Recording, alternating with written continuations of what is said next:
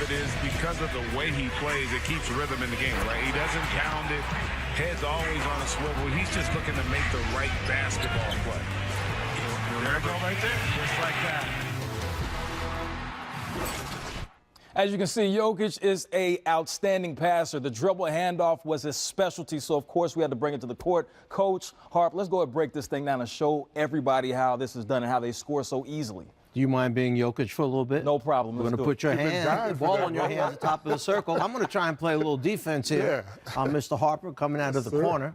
Here we go. I'm going to come around. And the defender decides to go underneath that big screen set by Jokic. So, as a result, the shooter. My number one responsibility in this play is to try and get in the lane, right? Depending on what the defense is going to do. I get here, and Coach Fratello is guarding me, and he gets locked on the screen.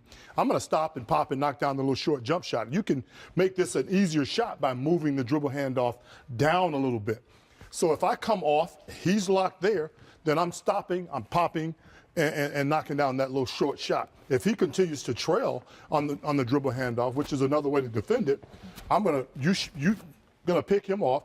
I'm gonna have a layup, or if the defender that's guarding Jokic is here, that's gonna make Jokic wide open. He can knock down that little perimeter jump shot right behind me, and that's why it's so difficult to guard, because you got two offensive guys that can score the basketball. How about if we show them one more thing that can happen where I know where you're going. This shooter keeps stopping behind that big screen, knocking down jump shots, and I'm getting tired of him doing what he wants to do. So this time I become overly aggressive. Yes. I decide that I'm going to get up into him and fight through and go over the top. Yes. And all of a sudden he changes direction. And there he's got that backdoor layup. Ooh. Very difficult to guard, wouldn't you say? That and the pick and roll are two of the hardest things to defend as a defensive team. It's a great series to run, particularly when both players have the talents and skills to move without the ball, to run their cuts hard, run the defender into screen, off screens. And then if you have a big guy like Jokic who can make the pass and make the shot, that's a tough series to guard. Certainly is. Definitely tough to guard. Taking a look at what they did last season, how they executed it to perfection against San Antonio. Coach, how does this play develop? Well, here he goes underneath, and watch what happens. All of a sudden, the shooter reads the screen, reads the defender going underneath. So just like Derek said, step back, get a wide open look, and he knocks it down. Yep, Danny Green got caught up on the screen, and it was an easy shot. Take a look here. Same situation. Jokic doing his job, setting a big screen, and that time Harris able to get all the way to the rim, mainly because of the concern of Jokic being able to knock down that perimeter shot you just spoke of. Having that floater in the guard's arsenal of tools is certainly effective when you come down that lane, and then if you freeze that big guy just for a moment, there's Jokic rolling to the basket. You know, 9 times out of 10, when you watch pick and roll basketball, you watch dribble handoffs, things of that nature, the two players that are involved are very clever passers. You just talked about it. And they can shoot the basketball. They can score the basketball. So that puts a lot of attention on those guys, and they can do a lot of different things and make plays on the offensive end. Yes, they can. Coach, you spoke about that arsenal. The depth chart is amazing. The offensive repertoire that they have. You have Murray, who made Emmanuel Mudiay expendable. Harris giving you 17 a game. You have Plumlee. They have so many options. This is one of the deepest teams in the NBA. Imagine if Millsap ever gets back to what Millsap was, okay? The Millsap that they signed to that contract.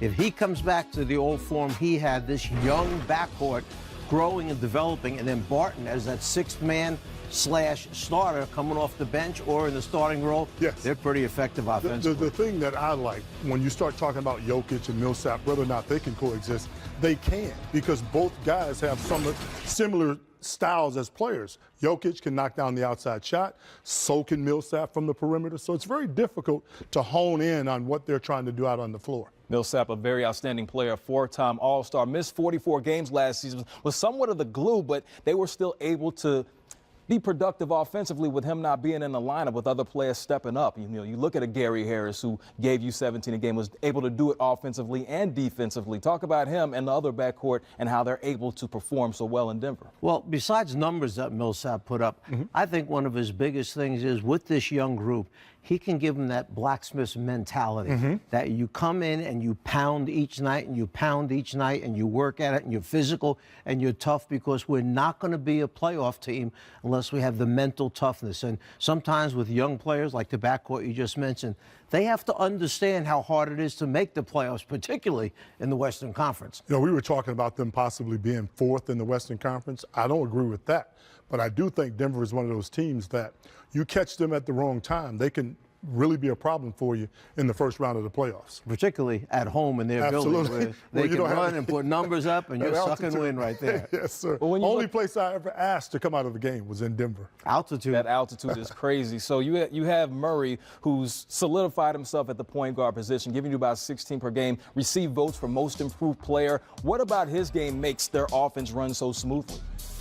I think he has the ability to do both things. He can be a guard to run the show, get the ball into the right people's hands at the right time, yet he has the ability to certainly make shots, which you have to do from the point guard position nowadays. You just can't be a facilitator for everybody else. There are times where you have to take over, make a big shot, make a big play at the right time for yourself, as well as doing the things you need to do to get your teammates shots. You know what makes him so good is his size. He's a big point guard. He can see the floor. His head is always up. He's looking to find people, but just a very talented offensive player that can do a lot of different things with the basketball and off the bounce. Someone who was also very talented in his time in high school is Michael Porter Jr. We know that he didn't play that much at Mizzou, but the Nuggets still took him 14th overall in the lottery. High risk, high reward. What do you expect from this player? Do you think he's going to play this season? That's a good question. I'm not a doctor, and I'm not going to try and play one on TV either, but this guy supposedly has the skill set. I don't think we know enough about him, Coach, to know exactly what he's going to turn out to be. Obviously, drafted 14th, that's pretty high for a player that's had some injuries and things of that nature, but you're going to have to play the wait-and-see game with Porter. Coach, regardless of what his clippings said coming out of high school, this is the NBA right now. Sir. And this is a player that has had some severe back issues that they hopefully have corrected now. Yes. But if he's physically okay, and if he does possess the skills that we heard about so much coming out of high school, this is a steal with the 14th pick. But that's all on the come. That remains to be seen. So if we're counting on him to give them a lot of productivity, I think we're wrong right now. It's a little bit too early to rush this guy along and expect he's going to be a major contributor on a playoff team. You will definitely have to keep our eye open on that. Well, someone who's a major contributor is Mike Malone, but, oh, look at him. He's getting it done on the court. Coach, look at the handles. Former point guard. He is a coach's son. He knows exactly what he's doing, and he jumps in the drills. We're going to get social. The Nuggets, team preview, more coming up. Stick around. Come on, Coach. Let me show you something, baby. Come on. I used to be able to do that a long time ago. Your summer, Isaiah Thomas spent part of his getting slimed at the Kids' Choice Awards. Yeah, that color looks really good on him. Speaking of good, hey, here is Taz and Trey, the starters, with more on the Joker. Trey Kirby, Taz Mellis here of the starters. For your next point on the Denver Nuggets, a little true or false for you, Trey. True or false? Nikola Jokic will make his first All-Star team. Unfortunately, I gotta say false. The talent is there, the numbers, the responsibility are often there, but I feel like he's kind of caught in that Damian Lillard spot right now where there is so much competition out west for all-star spots that it can be tough for a guy like Jokic to find his spot on the team, which has been the case so far in his career.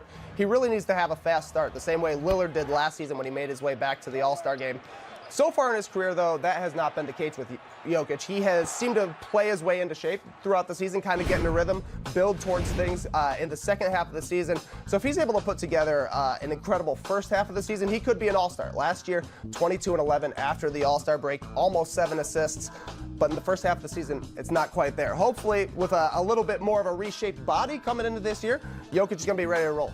I think he will make it because I think the Nuggets will be up there in the standings. And I think if you look at this top row here, you got a few locks. LeBron, Kevin Durant, Anthony Davis make it.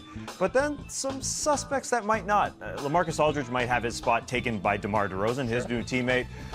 Marc Gasol, might not be an All-Star at age 33. DeAndre Jordan's going to be on a bad team with the Dallas Mavericks. You probably take 7 forwards in the Western Conference, along with 5 guards. I think the Joker will be the Nuggets representative this year. If they are in that 4, 5, 6 range that we sort of expect them to be. I think they're one of the underrated teams going into the season. He's definitely going to be in the mix. It's just imperative to come out right out of the gate, mesh very well with Paul Millsap, figure things out. It was a rocky start at the beginning of the season last year, so hopefully the Nuggets can figure out their chemistry on court and be ready to rock come season time. All right, that is it for us. More on the Nuggets coming up, and if you want more of the starters, check us out weeknights throughout the entire NBA season here on NBA TV. Starters, thank you. Coming up, the predictions, we pay it all off. Where will the Nuggets finish in the West? Don't go anywhere. We got